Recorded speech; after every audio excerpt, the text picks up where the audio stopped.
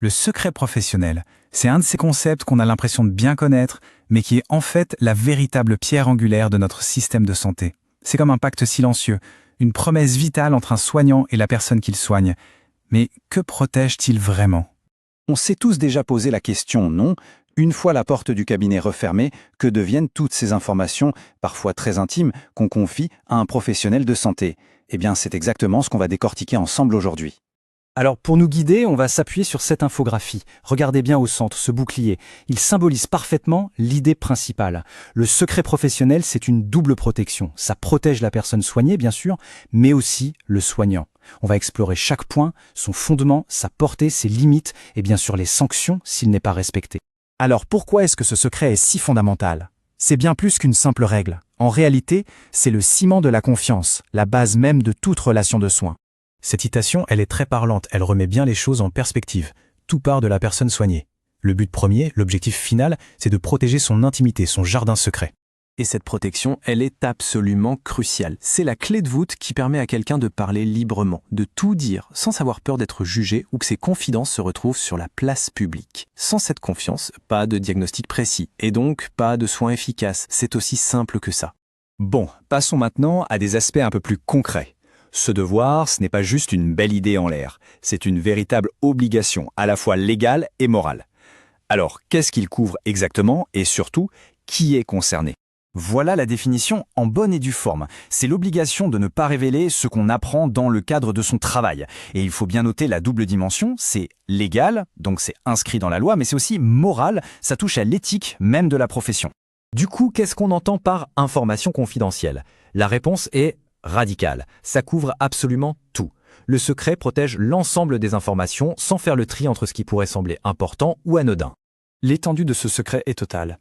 Comme on le voit ici, ça ne s'arrête pas à ce qui est dit, aux confidences. Ça couvre aussi ce que le professionnel voit, ce qu'il entend, et même ce qu'il peut comprendre ou déduire d'une situation. C'est une protection à 360 degrés.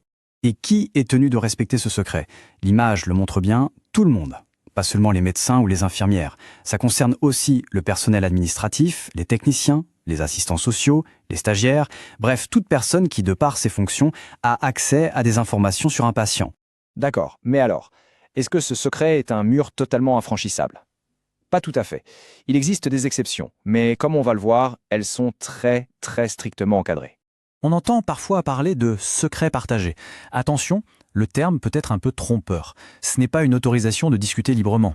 C'est un outil qui est pensé pour une seule chose, améliorer la prise en charge du patient. Point final. Et les conditions sont limpides.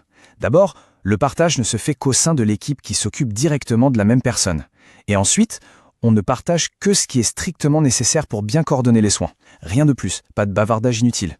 Au-delà du partage pour la qualité des soins, la loi elle-même a prévu des dérogations exceptionnelles. C'est le cas quand il faut protéger les personnes en danger, en particulier les mineurs ou les adultes vulnérables qui subissent des violences. Dans ces situations très précises, l'obligation de protéger une vie peut l'emporter sur le secret. Mais alors, que se passe-t-il si ce secret est brisé sans raison valable ? Là, les conséquences sont extrêmement sérieuses, parce que c'est tout le pacte de confiance qui vole en éclats. Le code pénal est très clair là-dessus. La violation du secret professionnel, c'est un délit.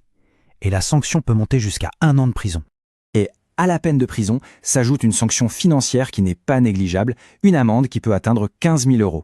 Ces chiffres montrent bien que la loi ne prend vraiment pas ce sujet à la légère, mais les sanctions pénales, ce n'est que la partie émergée de l'iceberg.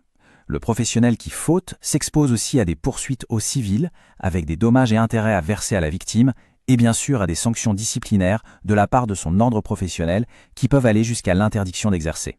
Pour conclure, revenons à notre idée du début. Le secret professionnel y remplit vraiment une double mission. Protéger la personne soignée, c'est l'évidence, mais en faisant ça, il protège aussi le professionnel et toute la profession. Si on devait retenir une seule phrase, ce serait celle-ci.